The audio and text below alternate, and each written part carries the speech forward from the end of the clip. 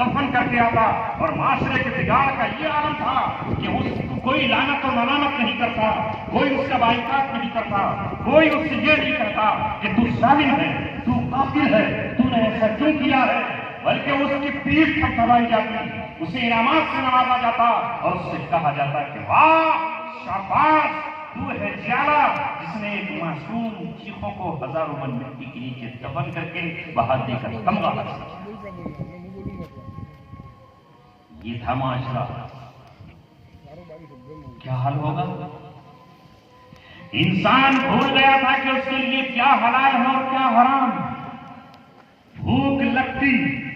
تو زندہ اونٹ کی جسم سے گوشت کی بوٹی نکالتا اور اسے زندہ چبا جاتا، کچا چبا جاتا، یہ اس کی وحشی پن تھا۔ سامنے مردار پڑا، اس میں بدبو آ رہی ہے، تعفن ہے، اسے اٹھاتا اور کھا جاتا۔ بے وقوفی اور احمد پن کا یہ عالم تھا۔ جو معبود حلوے کا بنایا تھا، سفر میں اسے جیب میں ساتھ لے کر چلتا، اور جب بھوک لگتی تو اسے ہی کھا جاتا۔ یہ عالم کے مغرب تک، شمال سے لے کر جنوب تک کوئی نئی روئے زمین پر نہیں تھا۔ کون بنائے گا؟ لہذا شراب اس طرح پی جاتی جس طرح پانی کوئی پیتا ہے، کوئی روک ٹوک نہیں تھی۔ جوا کھیلتے، پورا دن جوئے میں گزر جاتا، اونٹ ہار جاتے، بکریاں ہار جاتے، اولادیں ہار جاتے، بیوی کا سودا کر لیتے۔ بے حیائی کا یہ عالم تھا کہ کوئی رشتہ اور ناتا نہیں تھا۔ نفسانی خواہش پورا کرنے کے لیے سارے رشتے پامال کر دیے تھے۔ نہ بہن کا کوئی رشتہ تھا، نہ ماں کا کوئی تقدس تھا، نہ بیٹی کی کوئی پاسداری کرنے والا تھا۔ چاروں طرف وحشی پن تھا، درندگی تھی۔ بلکہ میں یہ کہوں کہ درندے بھی اس وقت اس انسان سے شرما جاتے، یہ کمزور ہوتی کا تو پھاٹا، اپنے ہاتھوں سے دستور لکھے، قانون لکھے اور بس قانون بنا لیا۔ حکومت طاقتور کی ہے، حیثیت طاقتور کی ہے، تمام قانون طاقت والوں کے لیے ہیں۔ کمزور کا نہ کوئی فرسان حال، نہ کوئی مددگار، نہ کوئی اس کو پناہ دینے والا، کوئی نہیں تھا اس روئے زمین پر۔ غلام عام طور پر بازاروں میں بکریوں کی طرح بیچے جاتے،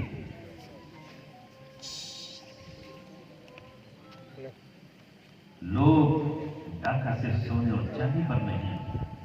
انسانوں پر ڈاکہ زنی کرتے، معصوم بچوں کو لوٹ کر لے جاتے اور ان کو بازاروں میں بٹھا دیتے۔ گراہک آتے، بائر آتے، خریداری برتنوں کی نہیں، مٹی اور زمین کی نہیں، بلکہ اس معصوم کی بولی لگتی، اسے خریدا جاتا، اس کی آنکھ میں آنسو ہوتا، یہ اپنی ماں کو یاد کرتا، ماں قافلے سے جدا ہو گئی، باپ میری آنکھوں کے سامنے قتل کر دیا گیا، بہن کو اٹھا کر لے گئے، نہ جانے اس کے ساتھ کیا ہو رہا ہوگا۔ اور یہ معصوم بازار میں بیٹھا ہوا ہے، گراہک آتے ہیں، اس کی بولیاں لگاتے ہیں، درہم و دینار اس کی بولیاں لگتی ہیں، اور یہ معصوم جو بھی زیادہ سودا کر لے اس کا غلام بن جاتا اور اس کی زندگی کی سانس سے غلام ہو جاتا، اس کی حیثیت ایک جانور سے بھی بدتر تھی۔ وہ جو کماتا تو اس کا نہیں تھا، یہاں تک کہ اس کا آقا، اس کا مالک اس کے ساتھ جو کچھ کرتا وہ روا تھا، کیونکہ وہ اس کا اپنا غلام تھا۔ وہ چاہے تو اسے ذبح کر دے، وہ چاہے تو اسے آگ کے تنور میں بھون ڈالے، وہ چاہے تو پھر اسے دوسرے کے ہاتھوں بیچ ڈالے۔ یہ زمین کس طرح گراہ رہی تھی، ہاں انسانوں کو آزادی نہیں تھی، جانوروں کو آزادی تھی، وحشی درندوں کو آزادی تھی، زہریلے ناگوں اور سانپوں کو آزادی تھی۔ ایسے عالم میں اللہ رب العزت کی نظر رحمت، اس کی نظر کرم جس طرح بار بار اس زمین پر پڑی ہے، اس انسانیت کو بچانے کے لیے، انسانوں پر کرم کرنے کے لیے، پھر اللہ رب العزت العزت کی نظر کرم اس زمین پر پڑی 571 عیسوی ہے کہ اللہ رب العزت نے عبداللہ کے گھر میں ہاشم کے گھرانے میں آمنہ کی کوکھ سے ایک نور کا جلوہ رونما کیا اور جس سے پورا عالم منور ہوا۔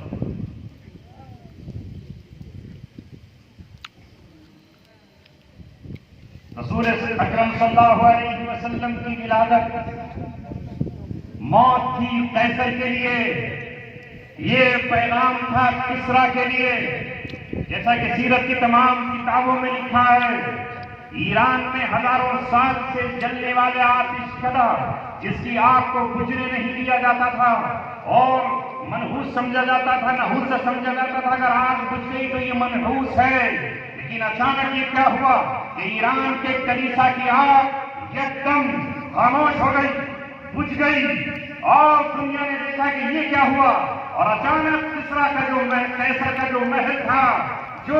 دارالسلطنت تھا قیصر کا، جس کی حکمرانی کا دل کا بن رہا تھا برس سے، اچانک اس کی دیوار سے، اس کے قلعے سے کنگرے گرے اور زمیں بوس ہو گئی۔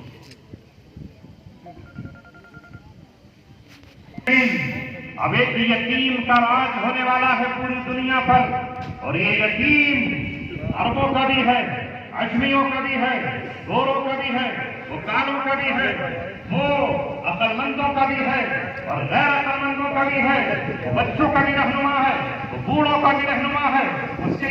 یہاں امیروں کے لیے بھی انصاف ہے اور اس کے یہاں فقیروں کے لیے بھی انصاف ہے، اور وہ خوش پناہ ہے اور وہ والی ہے اور وہ مولا ہے جس کا یتیموں کا، بیواؤں کا، مسکینوں کا، غریبوں کا، ضعیفوں کا وہ بجلی کا کڑکا تھا یا صوت حاجی عرب کی زمین جس سے ساری ہلا گیا۔ مولانا علی علیہ الرحمٰن نے کہا دنیا میں ایک نور روشن تھا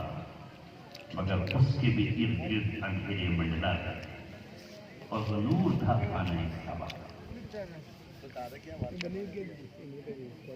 کیونکہ وہی اللہ تبارک و تعالیٰ کی تجلیات کا مرکز ہے اور وہی پورے عالم کا ماوا منجا اور مرجع ہے۔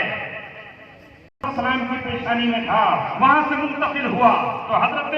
شیش کی پیشانی میں آیا، وہاں سے منتقل ہوا تو حضرت نوح کی پیشانی میں آیا، وہاں سے منتقل ہوا تو ان کی اولادوں میں آیا، وہاں سے منتقل ہوا تو حضرت ابراہیم کی پیشانی میں آیا، اور حضرت ابراہیم سے وہ حضرت اسماعیل کی پیشانی میں آیا، اور وہاں سے منتقل ہو کر وہ محمد رسول اللہ کی شکل میں دنیا میں جلوہ گر ہو گیا۔